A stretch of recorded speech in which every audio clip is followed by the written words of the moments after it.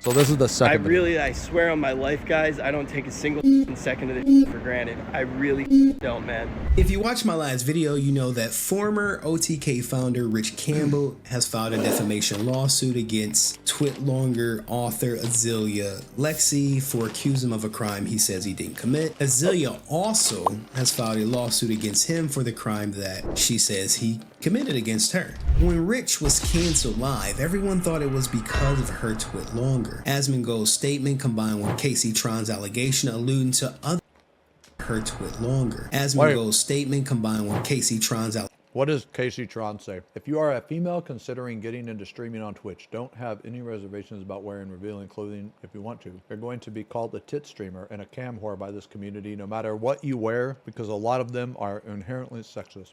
Allegation alluding to other people having negative experiences with Rich. We are on their side. That's why Rich is gone. It was relayed to me by Lexi that Asmon communicated to her there were several other victims. But what if I told you that it wasn't Azealia Lexi Twitlonger that got Rich canceled? What if I told you there was another story out there that people were made aware of and they made the swift decision to remove Rich from OTK?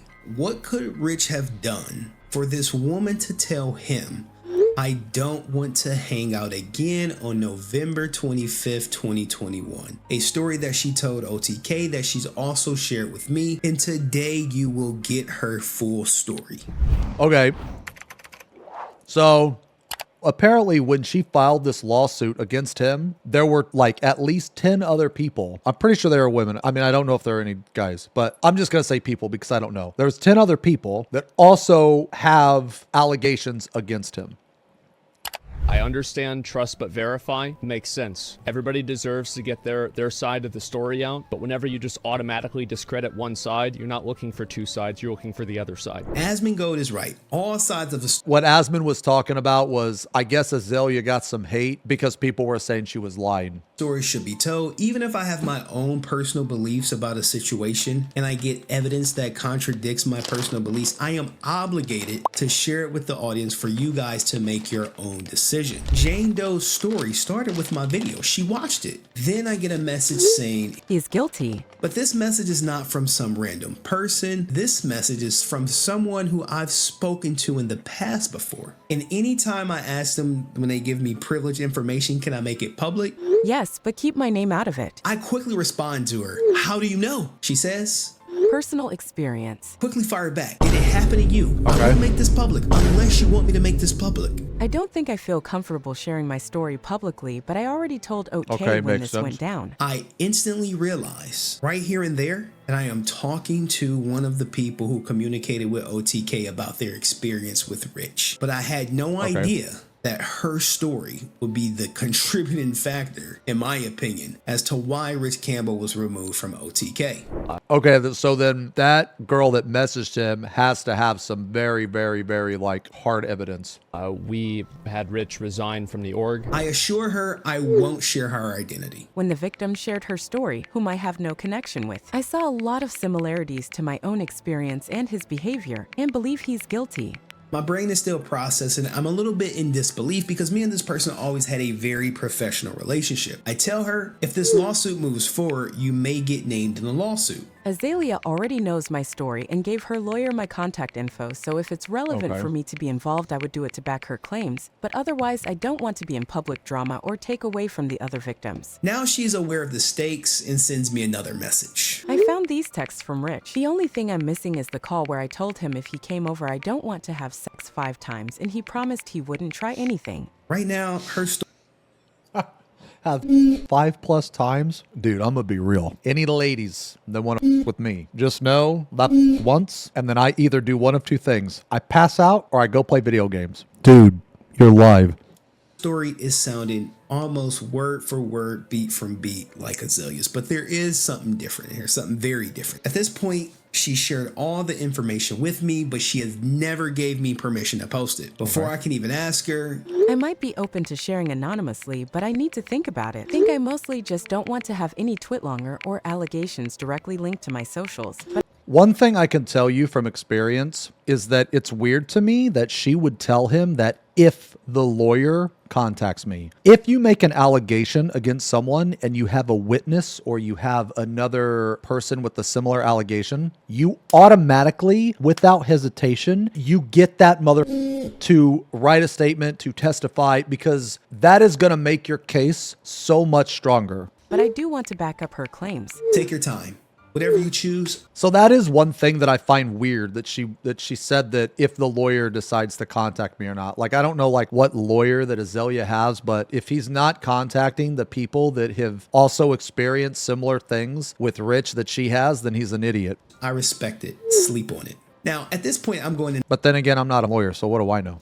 in pre-production about the real reason why Asmongold doesn't want to talk about soft giving. I haven't talked about the big thing that there's a lawsuit about. Did anybody else? Yeah, we know? Yeah, big f***ing surprise, guys. Jesus. Rest assured, after it's over, I will have something to say. I'm looking up everything. Then the next morning, I get a He knows everything. Asmon knows everything. I think that Asmon has known everything from the very start. message. I'm okay with you sharing it anonymously. Before we get to her story, let's flash back, right? Who is Rich Campbell? By the time I think so. Azalea's Twit Longer come out, Rich has already established himself as someone in the Twitch community for being promiscuous, sleeping around with probably, you know, some of your favorite streamers. You have to be you being with Elodie Mercy. Shut up! You can't say that on my stream. You can't just talk about that. Wait, no, you being. Oh! Dude, how is your. You being with both of them? Uh-oh. Wait, with my house? Oh, we just should have said.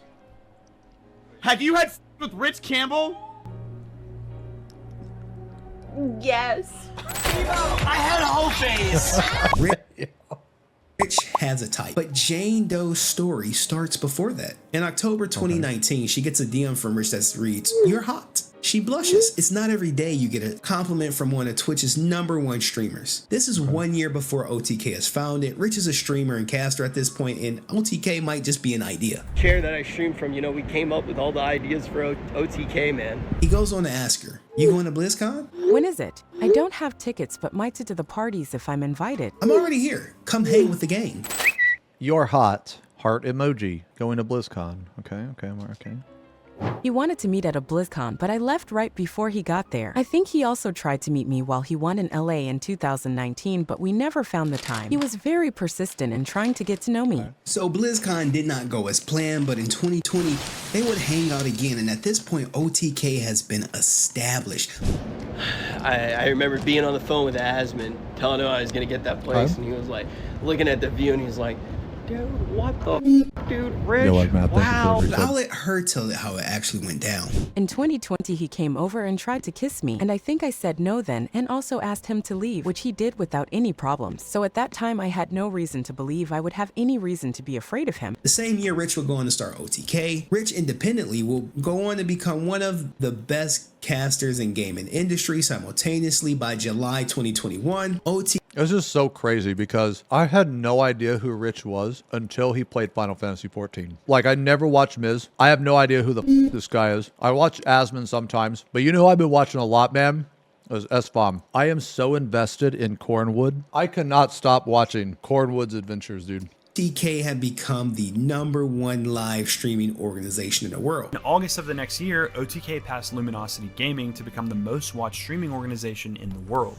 They had pulled over 25 million hours of viewership in the previous month alone. Rich's stream was growing at an astronomical rate, gaining 80,000 followers in a month and rising into the top 200 overall most watched streamers on all of Twitch. A couple months later, the two would start flirting again. Naturally, due to their career paths, the two would be in close proximity from time to time of each other. But now it's November. She shares some. How was your day? Smiley face. Hi, what are you up to? How was your day? You been good? What about you? I've been getting some stuff ready for the new Final Fantasy XIV expansion. I'm probably going to go back to New York for a little. Oh, cool. Good luck. Are you mad at me? I'm just confused what you want from me. How was your stream? Stop. I don't know if you're just trying to boost your ego or what, but I'm not interested in this. There must have been something from November 5th to November 8th because this line of text doesn't make any sense. Okay, sorry, I just saw your tweet, so I figured, okay, so maybe it was on Twitter. So I figured I'd text you. If you don't want to talk anymore, I'll stop texting you. Sorry if I upset you. No, I'm not upset, just don't like games. Not really playing games. If you want to talk them down, if not, I understand, just let me know. I would like to talk. What are you doing right now? I'm hanging out with friends, maybe later. Later tonight or another night. I don't know how late are you up? Late. I'm down to hang out tonight. What do you kind of like talk on Discord? Text where she's trying to get him to call her, but I like to talk in person. Either was fine. Yo, okay, I'm around for like 20 minutes. Discord, want to chat in person if possible. We could wait for another time if that's cool. This week is going to be super busy because I'm moving, so maybe after the 18th, damn, okay. Well, if you want to catch up, let me know. Would you be willing to not hang out so late another night? Yeah, I'm a night owl lately. Okay, hi, how's your day? What are you doing? Hang out with me, mad emoji. Feel like your new spot is close to where I am right now. Yes, no, be spontaneous with me. Are you still playing Phasmo? Yeah, one last game. Call me after. Okay. Trying to push for a face-to-face interaction. Okay. The night of the incident, he was begging me nonstop and grabbed my hand to touch him, but I pulled away. He also kept saying, don't tell anyone. This was November 2021. I don't have any proof besides texts I sent to a friend after it happened. At this point, I'm completely mortified, but I do find it interesting that she volunteered, like, hey, she don't have proof, because she knows she's in a his word versus my word situation. Yeah. But the fact that she did text her friend could bode well for her. And I am impressed with what she did because I asked her, what did the text messages say? Yeah, I do. I just told her what happened because it was scary. He only ever called me, so I don't have many texts from him. Look, I empathize with her. I say sorry that you experienced that. Why did you never come forward publicly? Asmongold kind of deterred me from going public with it, reminding me the backlash I would get from it. I responded.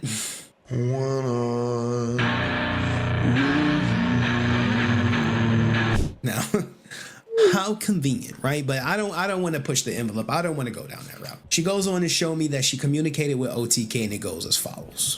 See, the thing is, man, is like, I'm going to be honest, man. Everything that this person has told him could be a lie. There's not a single piece of evidence so far. Like, I thought this was supposed to be like the smoking gun. That's what he said at the start, right? That this was supposed to be some huge, huge hard evidence.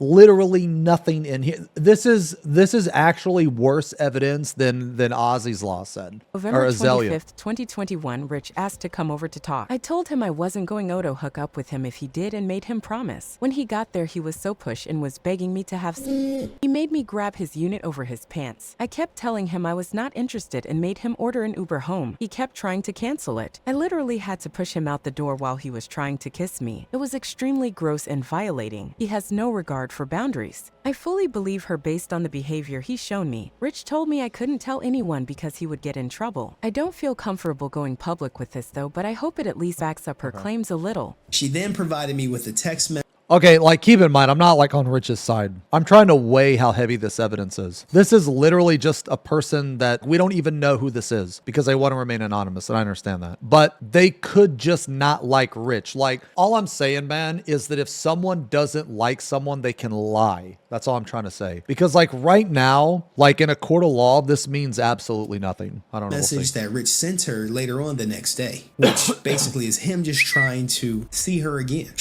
I'm in an Uber. I mean, here's another thing, guys. Like, all of these could be Photoshop, but we'll just take them at face value. I'm in an Uber. I'll be there pretty soon. 10 more minutes. About to pull up. Good night. Let's hang out more tomorrow. Can we not tell anyone for now, though? I don't want us hanging out being drama. I see. So this text came after he did all of that other shit. Okay.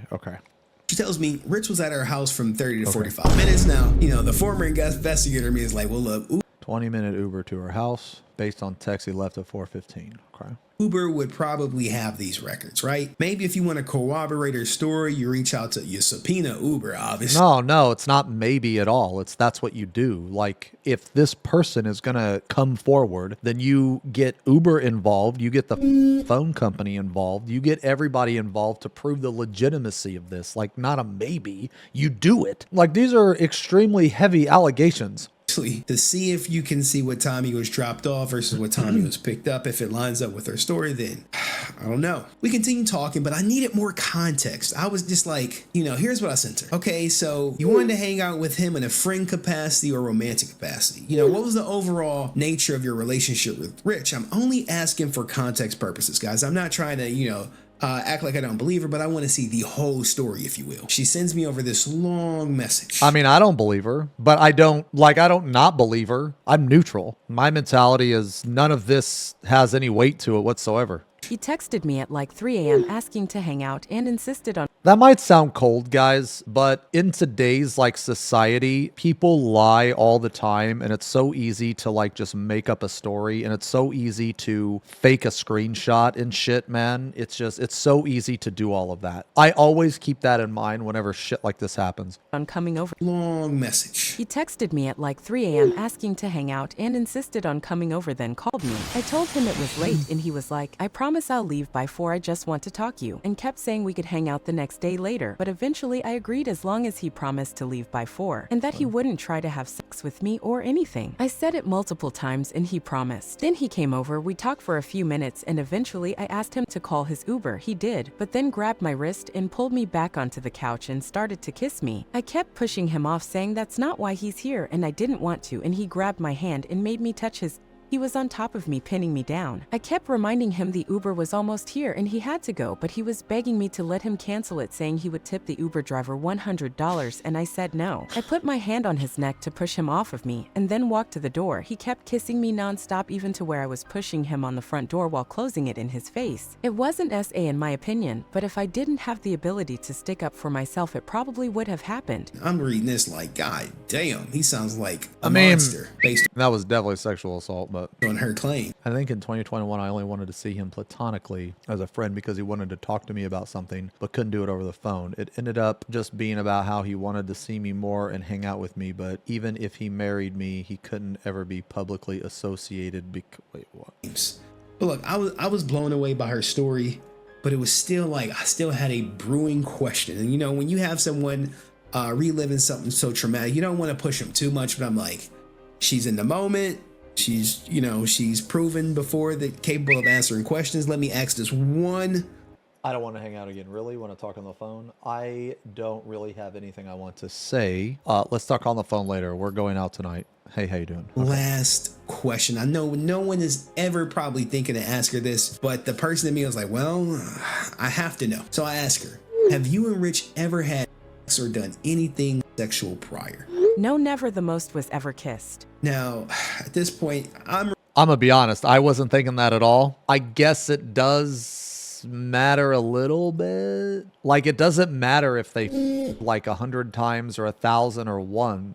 If she didn't want to him and he tried to her, then that's still sexual assault. The fact that they have had or not, in my opinion, is only relevant in maybe he was used to it, or maybe that he forced himself on her multiple times. He just said no, so. relieved prior. So I asked her, have you and Rich ever had sex or done anything sexual prior? No, never. The most was ever kissed. Now, at this point, I'm relieved because at first I'm like, another former lover, but this seems like someone he was trying to sleep with who never got around to sealing the deal. At the end of the day, I'm like, well, what do you hope to gain from this? She says, I hope it inspires other women to come forward. Maybe to me, maybe to someone, but to tell their story. So what do you think? Do you believe her? Okay. I should have asked.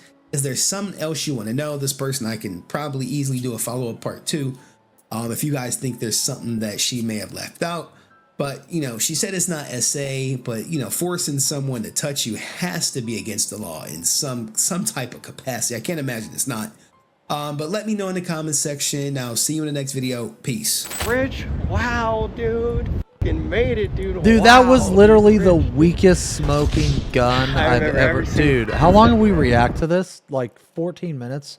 Dude, the last react was an hour. Okay, look, I'm not trying to say that she's lying. I'm not trying to sound like I'm on Rich's side, man, but that doesn't prove anything. We don't even know who it is. And I also find it odd that Azalea's lawyer didn't try to contact her. Why did the lawyer not try to contact her, but this YouTuber did? I guess this guy and her are friends, he said. Actually, Rich not releasing anything makes the most sense out of everything. And the reason why it does is because for those of you that have ever been involved in anything legal, what is the best thing to do? Shut the fuck up. That's the best thing to do.